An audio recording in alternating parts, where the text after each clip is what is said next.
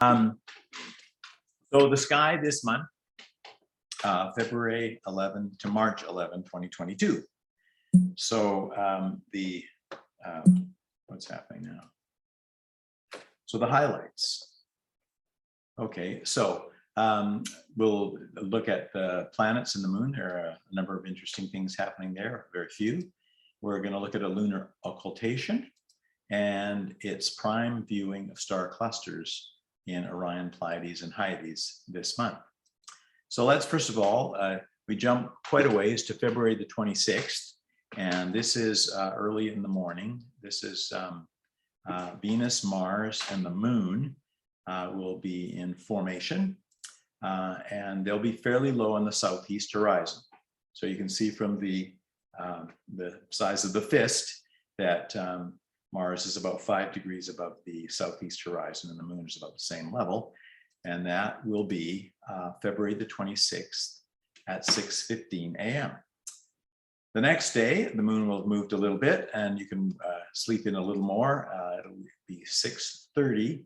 Of course, the sun will be higher, getting closer to dawn. So you have to be careful to be up and looking southeast, and then you'll be able to see Venus, Mars, and the moon pretty much in a column. So then, again, low in the sky, and that's February the 27th at 6:30 a.m. Tuesday, March 8 at 8 p.m. We're now looking at a huge patch of the sky. Notice we're looking to the southwest, but we've got south and the west all in one chart. So we're looking at a very large scale, and or maybe small scale, I suppose. And over here we have Orion, and here we have Aldebaran, and then here we have the Pleiades. And right there, what is this little thing here? Well, that turns out to be the moon. So if we take a look at it large, there's Aldebaran, and there's Hyades, and there's the Pleiades, and there's the moon, right sandwiched in between. So that's Tuesday, March the 8th at 8 p.m. Now, Tuesday, February the 22nd, 2:15 a.m. So this is only for serious astronomy buffs. Basically, what you'll see looking in the southeast sky is something like this. And there's the moon, and it's, it's moderately up above the horizon.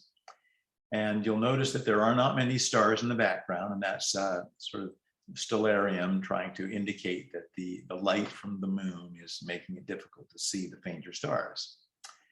So if we kind of zoom in on the moon at 2:15 a.m., this is what we'll see. And it turns out that this is Alpha Librae, and there are two stars. One of them is called number 2, and the other is called number 1. Actually, I think they're at least one of them is I think both of them actually are spectroscopic binaries. So anyway, there they are, and they're right in the path of the moon. Okay, well, for some reason, it's not disappearing. But anyway, so then it's going to occult those two stars at about, this is now about 2:45. And so that's what you'll see at that time. Okay, and now you'll see it as it was supposed to be done.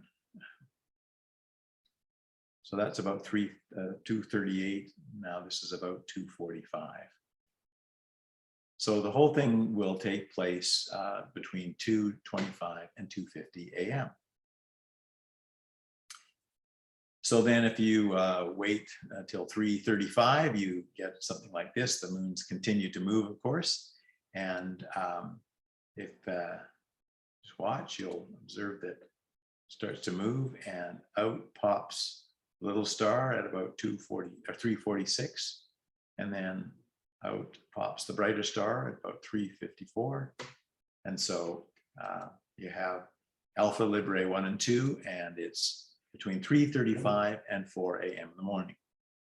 So if you don't want to stay up for the whole thing, I would recommend that you stay up for the second half, because the the darker side of the moon, I think, gives a bigger contrast when the star appears from behind the moon, rather than when it goes into the brightly lit side. So that's February the 22nd, but that's in the wee hours of the morning. So you have to be real serious about this.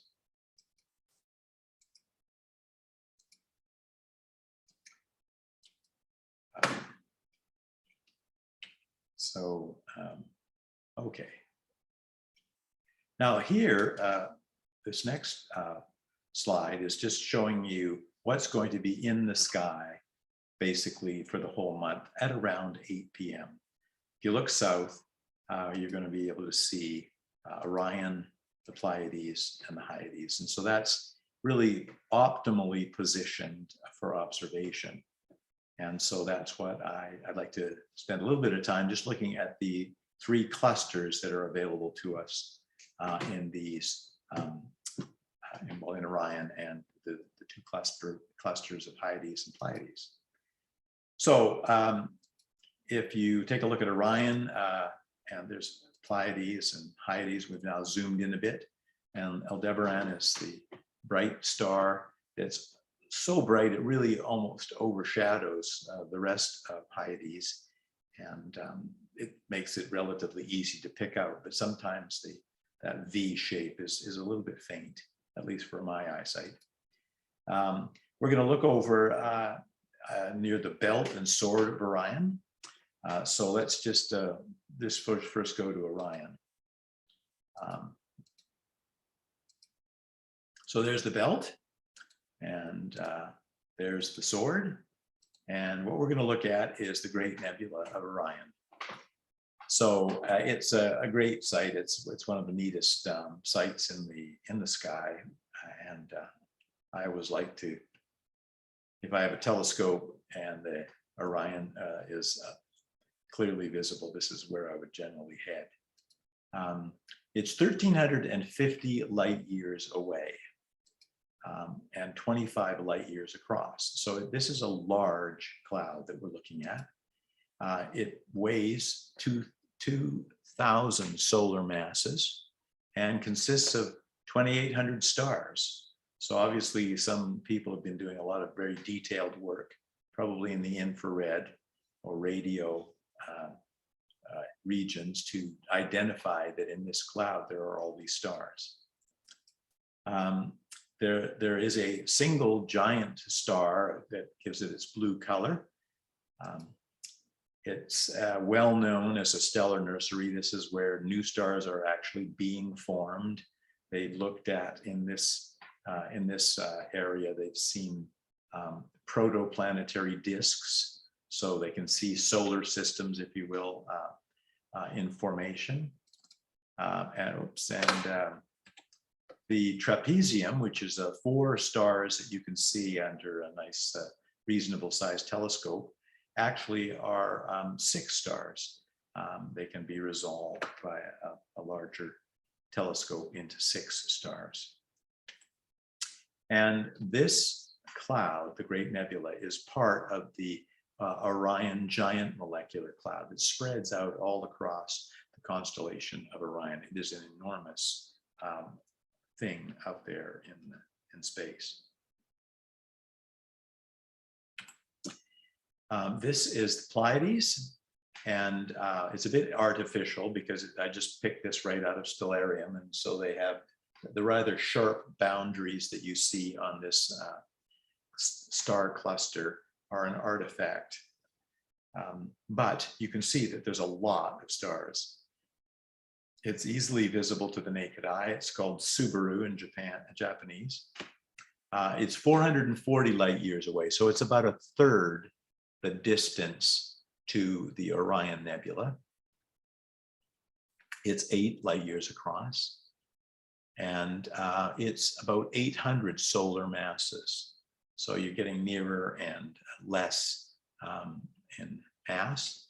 It's got more than 1,000 stars. And I was surprised to find out that the cloud that you see is not the cloud from which these stars formed. These stars just happen to be moving through a cloudy patch, and they're illuminating the cloud with their light. So we're not seeing, this is not a stellar nursery. This is just a group of stars that formed at about the same time at about the same place. They're moving together, although they're actually gradually dispersing, and they happen to have bumped into a cloud. So yes, they're calculating that this thing is basically gradually going to drift apart, torn apart by the tidal forces of the Milky Way. And this is the Hyades, which, apart from this kind of V shape, doesn't really look like a cluster at all. It's 150 light years away, and that makes it the closest cluster to Earth, the closest open cluster to Earth. It's 9 light years across, and it's 400 solar masses. So there's obviously a lot that you don't see in a sort of an ordinary telescope. It consists of more than 1,000 stars. And the 5 brightest stars, so those are the stars that form this V shape, they are actually transitioning from being a hydrogen burning to helium burning. So they're turning into giants, moving off the main sequence. And so there's kind of a lot of activity going on at this time as these giant stars transition. About 1/3 of the stars in this cluster have already escaped. They're already sort of beyond the point where they can be gravitationally brought back together again. And Aldebaran, which is the brightest star in that group, is completely unrelated. It's only 65 light years away, and it just happens to be in the line of sight. So these are 3 open clusters, or 3 clusters rather. I'm not quite sure what you call the clusters that are in the Nebula of Orion, but they're easily visible, and this is a great month to be looking at them. So we're moving into better weather, I hope, and I think it's really important that we practice emergency astronomy. If you get a bright or a clear night, then grab whatever device you have and use it now, because you don't know what the next day will bring. So we'll see you on March the 11th, and that's it from the Sunshine Coast Astronomy Club.